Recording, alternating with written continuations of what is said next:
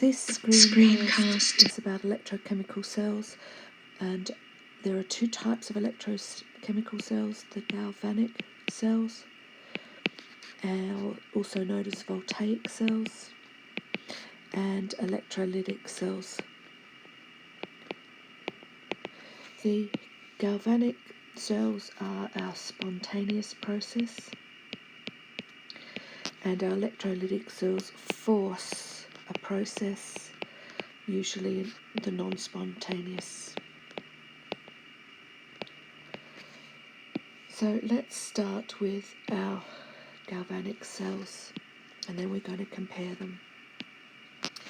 We're going to draw a galvanic cell, and in a galvanic cell we separate our two half reactions into two different pots. I'm drawing a situation here where they're in two different pots, but I'm also going to compare it to a situation which is a little bit like a battery, where we can have one compartmentalized inside another, as demonstrated in our lab by using our ceramic pot. Let's take an example of a Daniell cell, which is our typical zinc in a solution of its ions, and copper cell, of course, again in a solution of its own ions. The general setup is this. First of all, we have to connect the two half reactions with a salt bridge that allows ion movement but not electron movement, and that's represented in our ceramic pot, the porous pot that's inside the other, or when the two halves are separated like this by the salt bridge. Then we need to have our electrodes, and we're going to draw them in this way in our separated process, and in this one here we have an electrode there and one in the other pot. Now, to complete the electrical connection, you have to have it connected by wires. We usually draw a circle here to point out the salt bridge. These ones here is connected this way, and of course now we have to put in our solution lines.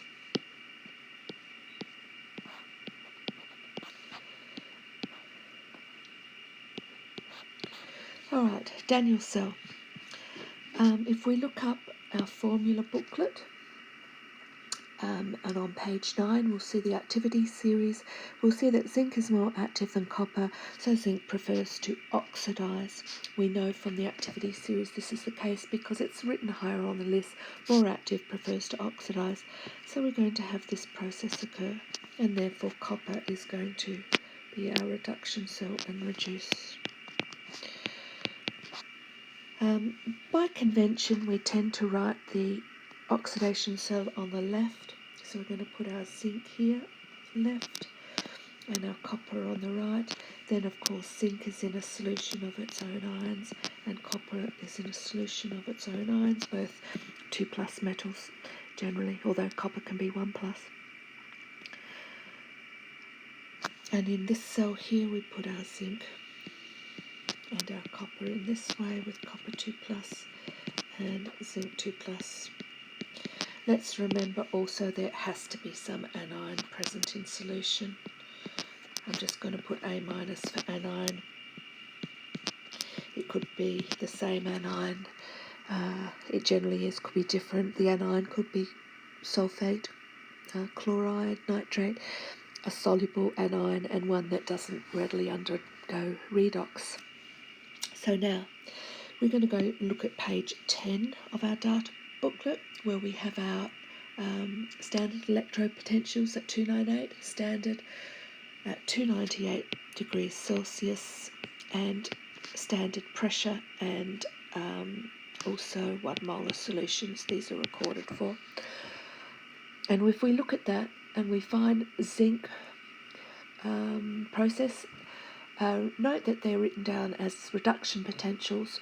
So we find the process of zinc 2 going to zinc, which is negative 0.76 volts, but we actually want to write down the oxidation process, so we write it down as positive 0.76 volts for the process. So let's put in our values here for copper, which is positive 0.34 volts. And then of course what we have here is the standard potential of the cell is going to be the sum of the actual processes that are occurring at 0.76 and 0.34, which gives us 1.1 volts. It's positive, so a spontaneous process. Okay, let's complete this cell. So zinc is oxidizing. Zinc is oxidizing and making zinc 2 plus ions. Let's see that in both cases here. Copper is reducing and making copper metal. How does the electrons work here? Well, zinc is our oxidation cell, which always occurs at the anode, oxidation at the anode, and copper is our reduction cell, which always occurs at the cathode. The oxidation releases electrons, so we say that this is the negative terminal. They flow in this direction to the cathode, which we say is the positive terminal.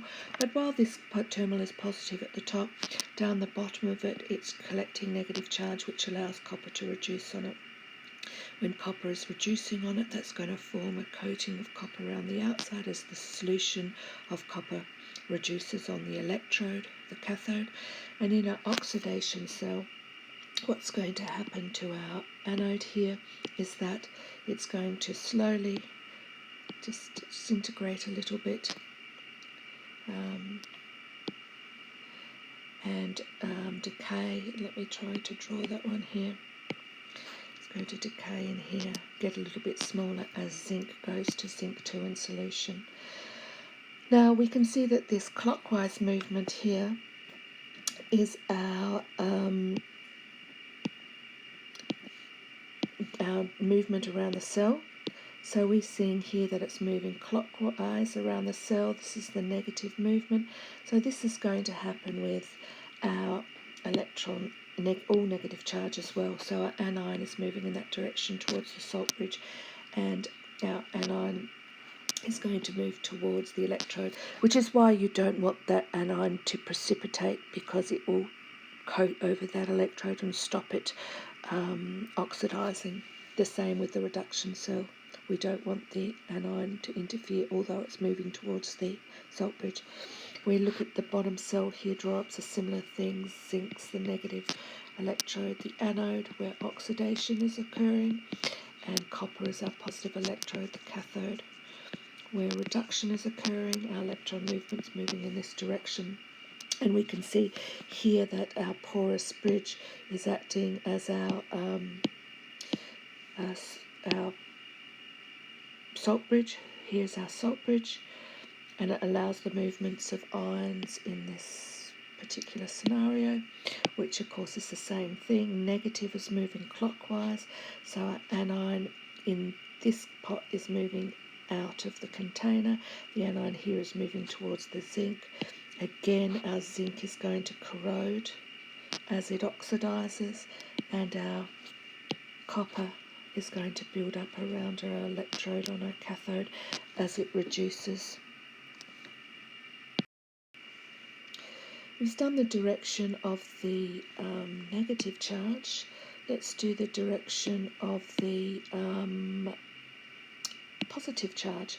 So if the negative charge is moving in a clockwise direction, the positive charge is moving in an anti-clockwise direction. So we take our oxidation cell, zinc moves towards our salt bridge, and of course we've already had copper 2 moves towards the anode. In our ceramic pot cell, zinc 2 again is going to move towards the salt bridge, and copper 2 is going to move towards the electrode to be reduced. So that's our galvanic cell. This one's a Daniell cell, which is copper zinc, but any two metals can be drawn, or a metal with a gaseous electrode, which will show in another screencast-o-matic.